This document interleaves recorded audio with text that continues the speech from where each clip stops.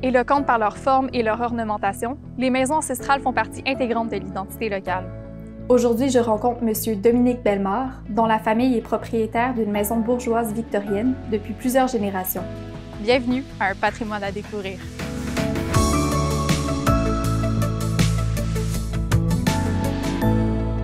La Pointe-Saint-Louis est une immense propriété située au nord de Beauharnois. C'est mon arrière-arrière-grand-père Charles Séraphin-Rodier qui a fait quand même un certain nombre d'affaires dans la région et qui l'a acheté de la famille Ellis, qui était la famille seigneuriale, donc une douzaine d'années après la fin du régime seigneurial. À l'origine, ce domaine a été acquis dans un but spéculatif afin d'y construire un quartier résidentiel ouvrier. Toutefois, Charles Séraphin-Rodier n'a jamais concrétisé son projet. Après son décès, sa fille, Eva Rodier, va décider d'y construire une maison de campagne. C'est une grande maison, mais ce n'est pas une maison si grande pour les gens qui avaient de l'argent autrefois. Il ne faut pas oublier que c'était une maison d'été, une résidence d'été, donc on dirait aujourd'hui un chalet. Question de maison de campagne a commencé un peu au 17e siècle. Une des principales raisons, c'est qu'on voulait fuir les maladies dans les villes qui étaient beaucoup plus fréquentes l'été. Alors ici, nous trouvons dans le grand escalier, très grand, très agréable à monter et à descendre. Donc ici, nous sommes au palier principal, il y a un petit palier un peu plus bas. Et c'était fait justement pour avoir la luminosité et pour les personnes plus âgées, pouvoir prendre un repos en montant. Donc, M. Bellemare, nous avons ici un autre escalier. Oui. Alors, voici, c'est l'escalier des domestiques. À l'époque, les maîtres et les domestiques avaient une vie quand même assez séparée. C'est pas du tout comme dans les grandes maisons d'Europe, où il y avait même des entrées cachées, des escaliers cachés dans les murs pour que les domestiques puissent pousser un panneau, faire quelque chose et rentrer pour ne pas être vus.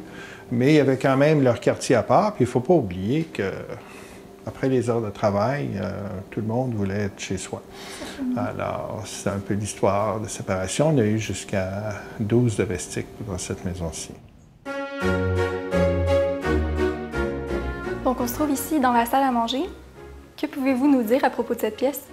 Alors, c'est une des pièces les plus agréables de la maison. Nous avons, entre autres, une grande baie vitrée qui en fait un endroit très agréable pour prendre notre café et tout ça. C'est un mobilier victorien aussi, qui vient de la maison de mon arrière-arrière-grand-père Isidore Thibodeau, fondateur de la Banque nationale et qui a aussi donné son siège à Wilfrid Laurier. Le salon était aussi une pièce centrale des maisons bourgeoises. À l'époque, il y avait toujours un salon pour recevoir les invités ou passer la soirée. Il ne faut pas oublier qu'il n'y avait pas de télévision, pas même de radio. Alors, on se rejoignait après les repas. Les femmes d'abord, les hommes restaient à la salle à manger pour prendre des cigares et boire du porto. Et certaines personnes disaient pour aussi dire des choses qu'on ne voulait pas dire en présence des dames. Ici, nous avons la tour, la rotonde, à angle. On a derrière moi la cheminée. Il y avait à l'origine une cheminée victorienne en bois. La famille ne l'aimait pas trop. Et ils avaient une maison à Montréal qui était destinée à être démolie. Le Progrès, n'est-ce pas, à Montréal. Donc, ils ont importé des manteaux de cheminée d'ici et de la salle à manger. Et ça, ce sont donc des cheminées georgiennes. Nous avons restauré plutôt que rénové. Donc, à chaque fois que si un morceau de bois est pourri, on fait faire par un ébéniste et tout ça. Alors, à part la cuisine puis une salle de bain, il n'y a pas grand-chose qui a changé. On a été discret aussi, par exemple, lorsqu'il a fallu avoir un système de chauffage à air poussé, bien, on a réussi, je trouvais, à quelqu'un qui était très agile et qui a pu passer par des garde-robes. Et c'est comme ça qu'il faut faire ces choses-là. Ça coûte plus cher, oui, Ça ne donne pas plus de valeur à une maison, mais je veux dire, on ne fait pas ça, nous, pour la valeur, on fait ça pour la préserver.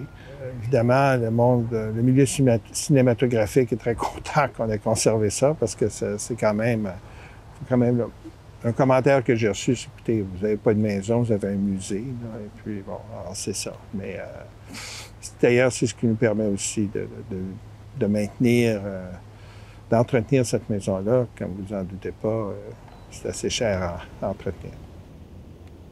On est en présence vraiment d'un bel exemple d'architecture ici qui est très peu courante au Québec. C'est vraiment la monumentalité qui est présente, mais ça exprime tellement bien tout l'esprit de l'architecture victorienne, l'abondance du décor, la complexité du plan au sol et le caractère distinctif du bâtiment. En architecture, l'ère victorienne correspond à la fin du règne de la reine Victoria.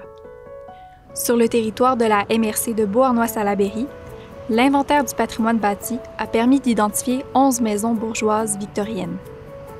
Chacune d'entre elles a sa propre signature architecturale. L'ère victorienne est une époque où les concepteurs prennent plaisir à concevoir des édifices complexes où foisonnent les détails d'architecture de différentes époques historiques. C'était aussi la norme à l'époque, en fonction de son niveau de richesse. On avait souvent recours à un architecte pour construire une résidence distinctive. Pour le manoir Thibodaux, les propriétaires ont engagé l'architecte de renom Cajetan Dufort, à qui on doit entre autres les hôtels de ville de Sainte-Cunégonde et de Maisonneuve, respectivement devenus la bibliothèque Georges Vanier et le théâtre Corona. La maison a été construite en quelques mois à l'époque. On a engagé à peu près tout ce qui était possible. Souvent même, c'était des agriculteurs et tout ça qui venaient pour avoir de l'argent comptant. Là. Quand je dis de l'argent comptant, parce qu'il y avait encore beaucoup de trocs à l'époque. Le revêtement de la maison est composé de briques rouges produites localement à Ormstown. La disposition des briques donne un aspect rythmé et détaillé aux façades. Nous avons également 2 cheminées extérieures, donc celle au-dessus de la cuisine, qui est derrière moi, qui est très, très grande, très haute. L'architecte Cajetan Dufort avait peur que la cheminée ne tire pas, parce qu'évidemment, quand la maison a été construite, dans l'immédiat, le terrain n'était pas aménagé, alors il dit il y avait beaucoup de grands arbres, ça ne tirera pas. Ce qui est un peu fou parce qu'à côté d'un grand plan d'eau comme ça, l'appel d'air est très fort. Alors, ce qu'on m'avait dit, c'est que c'est probablement la cheminée la plus haute au Canada pour un bâtiment résidentiel. Nous avons un toit d'ardoise, ce qui est plus rare pour l'époque, à 3 couleurs, avec des designs. Alors, ce qui est quand même remarquable. Au moins la moitié du toit n'a jamais été touché en plus de 125 ans. Donc, l'ardoise est vraiment un revêtement de toiture qui était utilisé sous le régime français au tout début de la colonie. Ça a été abandonné très, très, très rapidement. Donc, lorsqu'on est en présence déjà de ce revêtement de toiture-là, ça indique souvent une grande qualité architecturale. Et c'est ce que cherchaient exactement les propriétaires de ces maisons-là à l'ère victorienne, lorsqu'ils partaient une commande à l'architecte. Eh bien, ils voulaient comme on dirait maintenant, qu'ils en beurrent épais, un petit peu, même trop, pour faire en sorte que le bâtiment soit remarquable. On a aussi on pousse même le détail à varier la forme des fenêtres.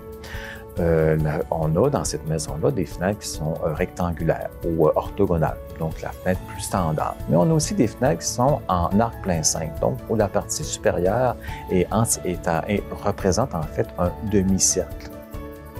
Et puis nous avons également, évidemment, une grande galerie de 117 pieds. Alors, évidemment, c'est très agréable parce qu'on est toujours dans le vent ou à l'abri du vent, dépendant de ce qu'on veut, dépendant de la saison. La Pointe-Saint-Louis est un exemple remarquable pour le patrimoine bâti, mais également pour le patrimoine naturel. Des boisés, forêts de la plaine du Saint-Laurent encore intactes, c'est très rare aujourd'hui. Alors, on a quand même 1,3 km de berges sur la rivière Saint-Louis, le fleuve Saint-Laurent, le lac Saint-Louis. On a évidemment plusieurs espèces de poissons, d'oiseaux, de mammifères, de reptiles, d'amphibiens, des végétaux. Sur les 13 espèces menacées d'arbres au Québec, on en a 7, et dont lors d'un recensement en 2005, il y avait une espèce, l'Aubépine dilatée, dont il y avait 4 individus connus au Québec. Les 4 étaient à l'époque sur notre propriété. Alors c'est pour ça, c'est quand même une source de fierté. Aussi un peu un modèle, on espère, parce qu'aujourd'hui, il y a beaucoup de gens qui détruisent le patrimoine autant écologique qu'architectural. Et une fois qu'on détruit quelque chose, ça ne revient pas. Pour en savoir plus sur le patrimoine régional, vous pouvez consulter les brochures de la MRC de Beauharnois-Salaberry dans toutes les bibliothèques municipales du territoire.